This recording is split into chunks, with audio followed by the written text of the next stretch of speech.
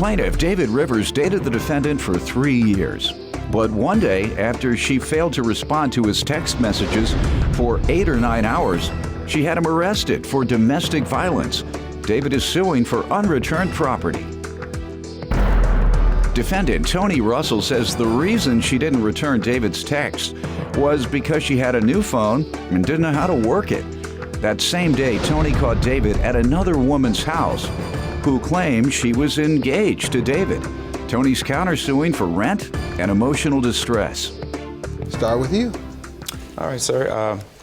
Basically, me and the defendant, we met about 5 years ago. Basically, I was at a club, and I saw her across the room. I thought she looked nice. I walked over and I said hi. We basically had a dance, and we started a relationship. Lasted about 3 years. At that point, I was calling her one day, and I couldn't reach her on her cell phone. She didn't return my texts or my calls. So, thinking that she was cheating, I just told her, I said, you know, hey, for me, it's not working because, you know, if you're going to be missing in action like that. How long was she unavailable to you? 8, maybe 9 hours. 8 minutes? 8, 9 hours. Yeah. I say you run a tight ship, Doc. 8 minutes.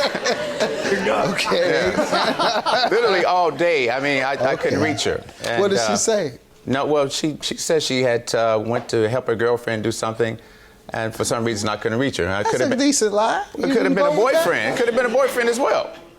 Anyway, at that point, we wound up breaking up. And I met my new girlfriend, and I started dating her. 15 minutes later. Yeah. That's right. No, this happened a few weeks later, and I hooked up with my new girlfriend. So we dated, and somehow or another, she stalked me over there and figured out where I was staying. The defendant? Yes. Mm-hmm. And she came by, and she started doing things to my car. Okay, that's probably the specifics of the property, I suppose. Let me get to her with some background. Ma'am? First of all, Your Honor, he texted me. I had gotten a new telephone, and I couldn't hear it ringing or anything. And he started texting me crazy messages like, if you're not going to answer your telephone, you know, you're pissing me off, and that leads me to believe that you're screwing around on me and so forth. But I'd like to start from the very beginning of our relationship. We met in 2005. We dated up until about 2000 and... I'm sorry, let me just ask you. Yes, now, sir. you didn't provoke something. When you don't answer my text, are you cheating? Every blue moon, yeah, okay, take a couple hours. What'd you say? Something's going on. You can't answer my call or my text. You tell my wife. Something's going on. Yeah, she don't have answer my text. Take a couple hours now. I'm not a cheater. Next time, I'm gonna know what I know what to do. Okay. I'm not a cheater. I'm a very faithful young woman. All right. And in the first place where we met, okay, I asked him specifically, are you married? He said no. So after a year or two went by, you know, there were some suspicious things going on. He's carrying a bag with baby oil in it, Vaseline in it, underwear in it. Maybe he had a child. You know, don't you have a child? You know, no. Thank you. The man got a child. They're adults. He doesn't have any young kids. They're adults. Okay, so. You know, who's a cheater? Who carries a bag with them wherever they go? Okay, with all of these things. What else? What are you saying back there? Okay, he's a baby oil. What else? Vaseline, toothbrush, a fingernail file, anything that you can win on Let's Make a Deal. Okay. And then... So he walk around with a sex kit, a freak kit? Yes, he does. He actually does. He No, sir. This is my personal bag that I use. I know it is, doctor. No.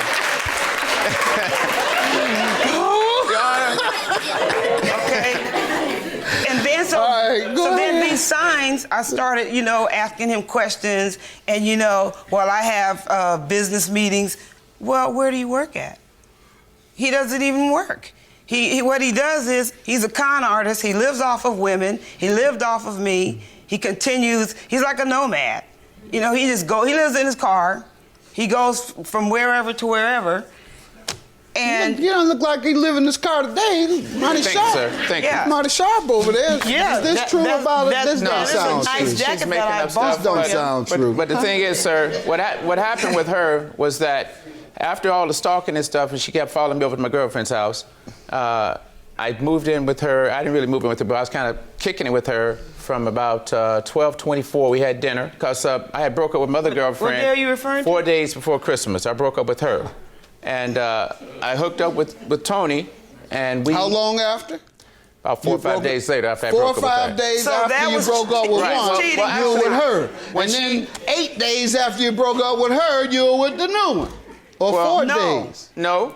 When I didn't answer the text messages, I didn't answer text messages because I got a new telephone. I didn't know how to answer it. And when I finally discovered that he did call me, I answered it, and he didn't respond to me. So it was 12:30, 1 o'clock. I called him. He still didn't answer it. So one of my friends says, well, you know what? I saw David over to this girl's house. And so I go over there. His car is there. I go and I knock on the door. She didn't knock, she banged. Okay. Go ahead. Banging like a mad woman. Mind you, it was a Why? gate. It's a gate. It has a And then gate. what happened? Okay. I should have put some gloves on and then banged on it. Go right? ahead, ma'am. What Okay. happened? So anyway, so the young lady answers the door, and I says, she says, who is it? I said, it's Tony. I said, is David there? She's like, yes, David's here. And then so she comes to the door with the robe on. Okay, and so I go downstairs, you know, 'cause she lives upstairs, so I go downstairs, and then she comes out. She and I get into like not a confrontation, no hitting or touching or anything like that. So we started talking, and then, you know, and then she says, oh, he proposed to me. We were going to get married. She says, he proposed to me. I said, well, we were by Shelter Island in San Diego. Well, that's the same place he took me. I said, are you serious? She says he doesn't want to pay bills. He'll buy food, but he won't pay any bills. He'll buy But he'll the buy other food, stuff too. chicken breast, yeah, and other things. Yeah, stuff to go in his night bag. He'll buy some oil in a minute. Right, exactly. And so he actually lives off of women because he This is lives not off true, sir. of me. It is true. Not true. He doesn't have a job. Let me hear from you about the property, sir, that you're Okay. suing her about. What happened here? Well, as I said, after she came up to the house that night and banged on the door, my girlfriend went out. She said, I want to go talk to this heifer. So she went out of the door to go confront her. Okay, from there, they decided not to fight. I got in the car and I left. I'm going to get my stuff from her house. I get to her You're house. going to get that kit, doctor. Yeah, I got to get my kit. Go ahead. I got to get my kit. Okay, Go I get to the ahead. house. You don't get nothing else. Hold on. So anyway. You're suing for nearly $4,000 Yes, sir. worth of I stuff. have an itemized list here. Unreturned property. Yes, sir. I And have you an had a itemized list chance here. to get your property Yeah, well, because I you did. went Well, over there. well, what So happened? you left $4,000 worth of stuff, but you had that kit. I had the kit with me. I had the kit. Well, sir. Go ahead, sir. So you went over there. I drove to her house, and I got all of my stuff out of her house, and I put it on the side of her house. So I'm putting it on the side of the house. Just as I'm about to get the last of it, she shows up. So I asked her, I said, I want to get the rest of my stuff. She said, no, you can't have it. So I said, I'm going to call the police. You just said So I that. called the police, and so she said, I'm going to wait for it. So we sit there and we waiting. At this point, I'm transporting my shoes to the car. So she runs at me like a mad woman, just runs at me. And she started hitting and grabbing Not at the true. stuff, trying to knock it out of my hand. So I sit it down. Not true. And now she's kicking the stuff. She's trying to kick it. And I'm like, what are you doing? So at this point, the cops roll up. And they see us scuffling. They come over, they pull me up to the side, sit me on the curb. They put her on the side, they talk to her. She tells them, so I heard her say something about a push. And I said, no, sir, there was no pushing. That was her kicking at my stuff that's on the ground right there. That's all messed up. So the cops decided to take me to jail for domestic violence. So I go to jail that night. And when I bail out of the jail the next day, I ask her for my stuff back. I call her brother up. I say, ask her to get my stuff. She says no. I call her sister 3 weeks later. I ask for my stuff back to her sister. She says no. And basically, here's the document where they dismissed the case for the DV. When they threw that out, I asked her for my stuff again. She says no. And then she serves me with a restraining order. So we get to the court on restraining order, the judge throws that out. Okay. You have a list of items you tried to retrieve or Yes, she sir. has This is a withheld from listing, you? itemized breakdown. Ma'am, let me hear your side about this property. Everything that he had in there, like he just explained, was gone. It was outside where he put it. I didn't see it outside until he ended up moving it. Okay, what property did you see? It was like clothes, just some clothes. That's all it? I saw. Yeah, clothes. It's the only thing that I saw. No camera? No camera, nothing. No fax machine? No fax machine. No printer? No printer. No computer? No computer. No keyboard, musical No keyboard? No. No. Sir? No. Sir? How long did you live with her? When did you begin living with her? I didn't live with her. We were just kind of kicking it. But I was kind of staying there with her. I didn't exactly move in. You didn't live with her? I didn't exactly, not Gotcha. exactly. All right, but we were like an item. You didn't bring a keyboard over there and you didn't live with her.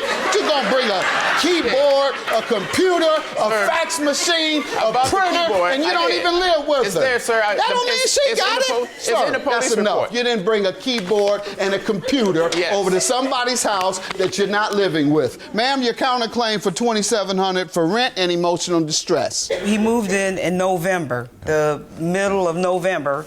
So he agreed to pay me, my rent's $1,700. We agreed to pay half of the rent. So when he moved in. Yes. And all he brought was clothes. Clothes. Where did he move in from? Probably. He's a nomad, so could have been anywhere. Okay. So you moved a man into your house, and you don't even know where he's coming from. He could have come from the alley. He could have come from prison. We had a relationship back from 2007. He could have changed. Yes, true. Could have become a crackhead. Yes. All right. And you're saying all he moved in was clothes, and you don't know where his other things were, if he had any, because you don't know where he moved from. No. When you were seeing him during this time, where was he living? I don't know. None of you all have credibility today. Both your claims are dismissed. Have a good day.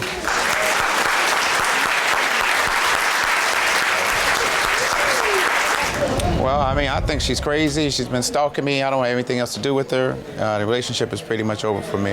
It's been over from the day you lied that you were married. If you would have told me you were married, I never would have gotten involved with you in the first place.